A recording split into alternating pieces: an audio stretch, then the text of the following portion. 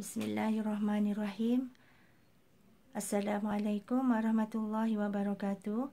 Alhamdulillah kita bertemu lagi pada hari ini untuk menyambung pelajaran kita dalam subjek akhlak tahun 2. Alhamdulillah, sebelum kita nak mulakan pelajaran kita hari ini, mari kita sama-sama membaca doa membaca doa belajar ya anak-anak. Mari kita tadah tangan. Bismillahirrahmanirrahim. Allahumma ftah alaina hikmataka wansyur alaina min khazaini rahmatika ya arhamar rahimin. Rabbi syrah li sadri wa yassir li amri wahlul 'uqdatam min lisani yafqahu qawli. Rabbi zidna ilman nafi'a warzuqna fahman wasi'a. Amin. Alhamdulillah, hari ini kita akan sambung pelajaran kita. Sebelum itu, Ustazah perkenalkan, saya Ustazah Rahmah binti Yatimin, iaitu guru subjek akhlak tahun 2 Sekolah Rendah Islam Hidayah.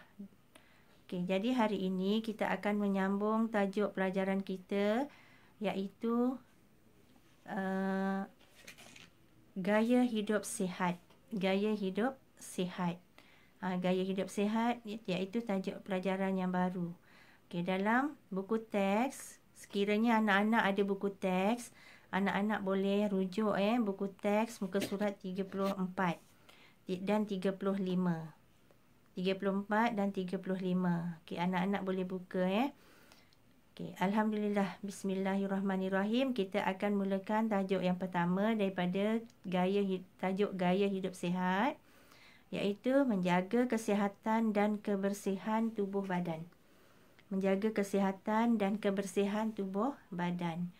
Ini adalah perlu kerana setiap hari kita akan melakukan berbagai aktiviti yang boleh menyebabkan tubuh badan kita kotor, berpeluh dan sebagainya. Okey, jadi Ustazah nak mulakan dengan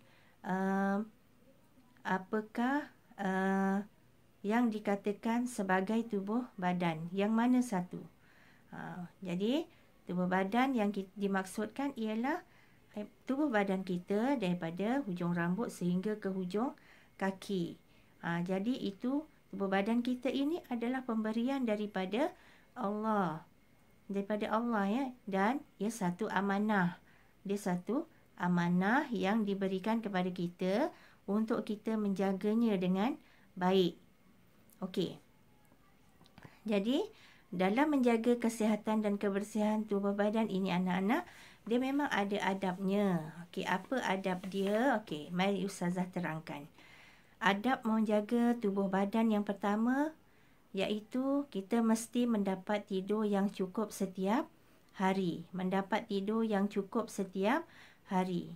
Jadi, anak-anak perlu tidur awal dan bangun awal untuk solat subuh dan bangun awal supaya badan kita menjadi lebih cergas. Okey, itu yang pertama. Yang kedua, adab menjaga tubuh badan yang kedua ialah tidak menahan diri daripada qada hajat.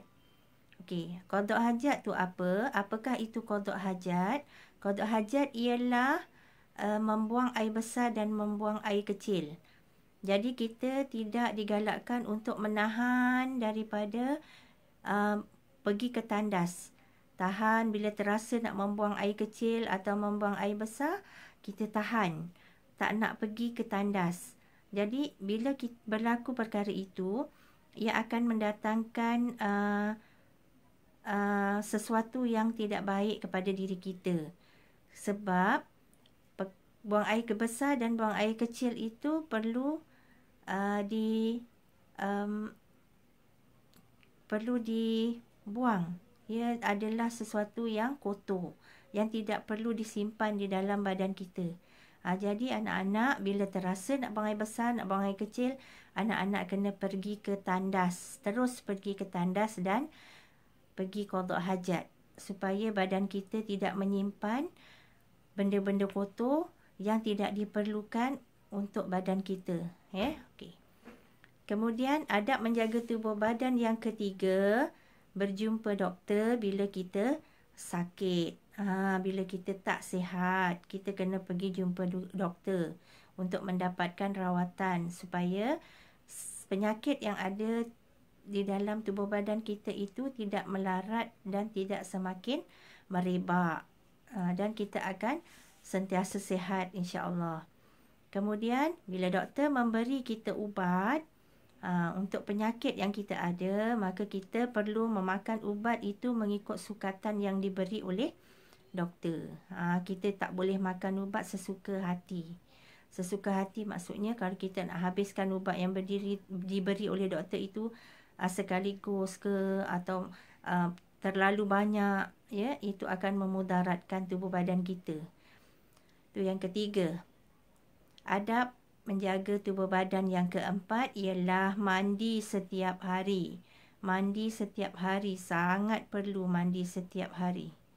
Ya, anak-anak, bila kita melakukan aktiviti-aktiviti di rumah, di sekolah dan sebagainya, di mana-mana kita akan berpeluh dan badan kita mungkin akan kotor, badan kita terkena najis dan sebagainya, ya, ataupun badan kita kotor, kena tanah ataupun kena benda-benda yang perlu dicuci. Jadi kita kena mandi. Kena mandi setiap hari sekurang-kurangnya 2 kali. Tapi kalau kita ada keperluan untuk mandi lebih daripada 2 kali, diharuskan. Okey, boleh ya anak-anak untuk menjaga kebersihan badan kita. Okey, adab menjaga tubuh badan yang ke-5. Okey, makan makanan yang halal dan seimbang. Makan makanan yang halal dan seimbang. Apa dia makanan yang halal? Makanan yang diharuskan makan mengikut syariat Islam yang telah digariskan oleh Allah SWT. Kita tak boleh makan makanan yang ikut suka hati kita nak makan. Kita kena tengok makanan itu halal ke tidak. Kenapa kena tengok halal ke tidak? Itu memang tuntutan daripada Allah SWT. Kita dah digalakkan untuk kalau kita membeli makanan, digalakkan untuk melihat tanda halal dan melihat jenis makanan yang kita beli. Dan makanan yang kita makan setiap hari kena seimbang. Seimbang, ada sayur, ada daging, ada ayam, ada susu, ada buah-buahan, telur dan sebagainya. Macam-macam makanan yang ada di hadapan mata kita. Tetapi kita tidak boleh makan makanan satu jenis sahaja. Kita kena makan berbagai jenis makanan supaya badan kita ni membesar dengan baik dan sihat. Okey. Seterusnya, adab menjaga tubuh badan yang ke-6 ialah bersenam. Bersenam tiap-tiap hari kita akan melakukan aktiviti yang bermacam-macam. Contoh bersenam ialah menunggang basikal, berlari, berjoging, berlari, melompat, bermain bola dan sebagainya. Dan bila kita bersenam, kita perlu menjaga keselamatan diri kita daripada kecederaan. Bila kita bersenam, kita kena berhati-hati melakukan aktiviti senaman yang kita buat. Dan kita boleh bersenam seorang diri, kita boleh bersenam bersama rakan-rakan, adik-beradik, bersama ibu ayah dan sebagainya. Okey. Bersenam adab. Kemudian kita sambung, adab menjaga tubuh badan yang ke-7 ialah memakai pakaian yang bersih dan menutup aurat. Menutup aurat ya anak-anak, kita sebagai orang Islam kena memakai pakaian menutup aurat dan memakai pakaian yang bersih supaya orang di sekeliling kita menjadi senang dan mudah suka berkawan dengan kita. Sebab pakaian kita bersih dan kita menutup aurat dengan sempurna. Okey. Kemudian adab menjaga tubuh badan yang seterusnya yang ke-8, Memakai kasut apabila kita keluar dari rumah. Memakai kasut ataupun selipar. Apa tujuannya? Untuk menjaga kaki kita daripada tercedera, kena benda-benda tajam, kena batu, dan juga menjaga kaki kita daripada kuman-kuman ataupun hama-hama yang terdapat di tanah dan sebagainya.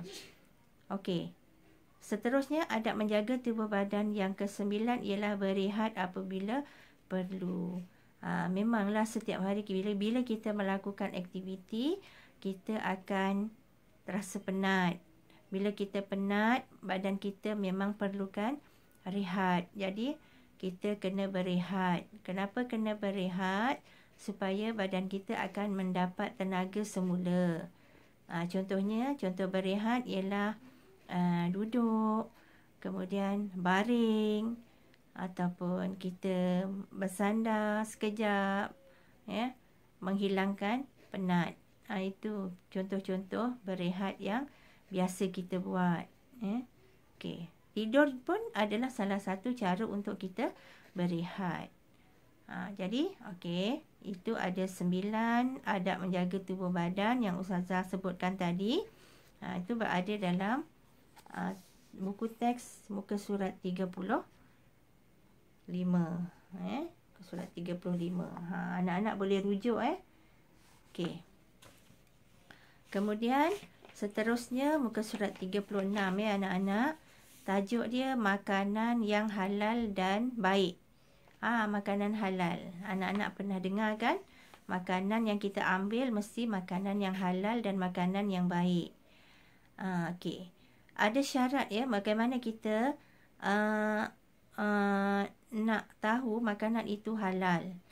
Okey. Dan boleh dimakan oleh orang Islam. Okey, yang pertama sekali syarat dia anak-anak, iaitu makanan itu disahkan halal oleh badan-badan berkuasa. Maksudnya makanan itu kalau kita beli, macam Ustazah kata tadi, mesti ada tanda halal. Dan kita boleh melihat makanan itu adalah makanan yang kita memang yakin makanan itu halal. Walaupun tak ada tanda halal, tapi kita yakin orang yang menjualnya ialah orang Islam. Dan kita tahu makanan itu biasa dibuat oleh orang Islam. Okey, itu yang pertama. Mesti disahkan halal dan kita yakin makanan itu halal. Yang kedua, contohnya kalau makanan itu ialah dari binatang ternakan, contohnya seperti kambing, lembu, ayam, mesti disembelih dengan nama Allah. Kalau kita nak beli makanan dari daging ayam, daging lembu, daging kambing dan sebagainya, mestilah binatang itu disembelih dahulu dan dengan disebut nama Allah. Kemudian syarat makanan yang boleh dimakan lagi, yang ketiga, makanan itu diperolehi dengan cara yang halal. Maksudnya duit yang kita guna untuk membeli makanan itu adalah duit yang halal.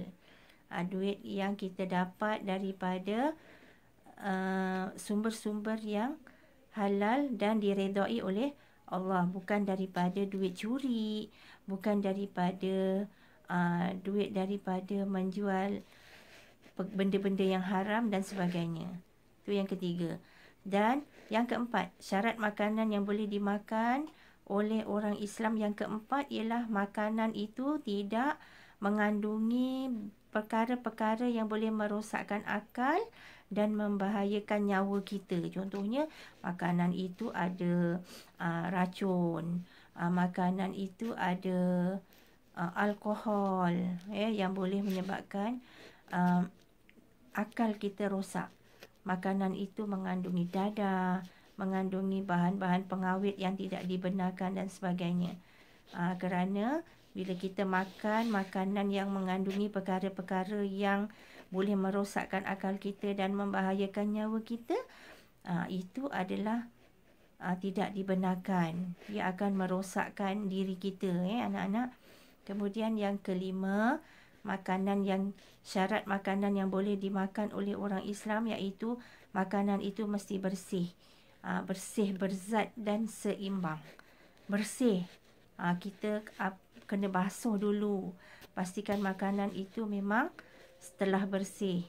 Mesti makanan itu berzat. Berzat maksudnya ia akan memberikan sesuatu yang baik kepada badan kita, kepada darah kita, urat saraf kita, kepada sel-sel dalam tubuh badan kita, dan seimbang. Seimbang ni macam Ustazah sebut tadi, iaitu dia ada sayur, ada daging, ada protein, ada vitamin, ada kalsium dan sebagainya, dan macam-macam.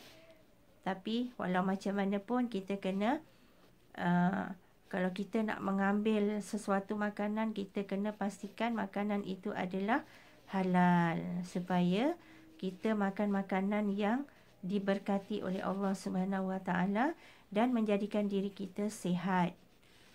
Okey. Itu muka surat 36 ya anak-anak, boleh rujuk. Dan yang terakhir iaitu panduan menjaga kebersihan makanan dan minuman. Jadi bila kita nak makan, ada panduan dia anak-anak bila kita nak menjaga kebersihan makanan dan minuman. Okey, panduan yang pertama, muka surat 37, anak-anak boleh rujuk. Simpan makanan di tempat yang bersih dan bertutup. Maksudnya jangan didedahkan makanan kita itu. Jangan didedahkan kepada udara, tidak bertutup dan sebagainya, kerana bimbang dia akan dihinggapi lalat, masuk habuk dan masuk berbagai benda-benda yang mungkin boleh menyebabkan makanan itu bila kita makan dia akan mendatangkan penyakit, sakit perut dan sebagainya. Okey, simpan di tempat yang bersih dan bertutup. Okey, itu yang pertama. Cara panduan menjaga kebersihan makanan dan minuman yang kedua, air minuman hendaklah bersih dan dimasak terlebih dahulu. Air minuman, kita nak minum air kena masak dulu supaya air itu tidak ada kuman lagi dalamnya. Kuman-kuman mati dan air itu menjadi selamat bila kita minum. Dan pastikan air yang kita nak masak itu adalah air yang bersih. Bukan air yang kotor ya anak-anak. Okey. Seterusnya, panduan menjaga kebersihan makanan dan minuman yang ketiga. Bahan makanan mentah hendaklah dibasuh sebelum dimasak ataupun sebelum dimakan. Sebelum dimasak kena basuh dahulu. Basuh bersih-bersih. Membasuh guna air yang bersih. Guna air yang mengalir ya anak-anak. Kemudian panduan menjaga kebersihan makanan dan minuman yang keempat. Alat memasak dan bekas makanan seperti pinggan dan mangkuk hendaklah bersih. Alat memasak hendaklah bersih. Alat untuk kita makan mesti bersih, mesti dibasuh dengan bersih. Kemudian kalau kita tidak menggunakan alat-alat yang bersih, sudah pasti ia akan memudaratkan badan kita, perut kita bila kita makan makanan tersebut setelah dimasak. Okey. Dalam Allah telah menceritakan dalam surah Al-Baqarah ayat ke-168. Anak-anak boleh tengok dalam buku tu. Kulu mimma fil ardi halalan tayyiba.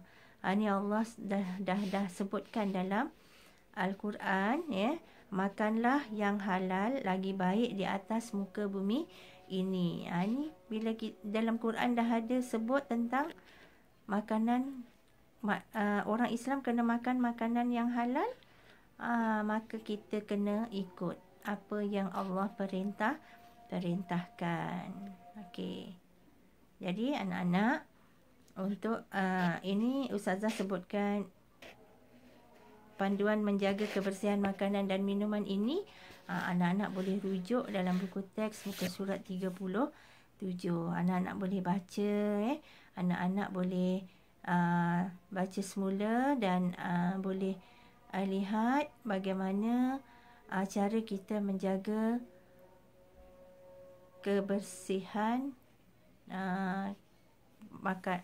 kebersihan diri kita dan bagaimana cara untuk kita makan, cara untuk makan, makanan yang bagaimana yang kita boleh ambil, ya, ada syarat-syarat dia.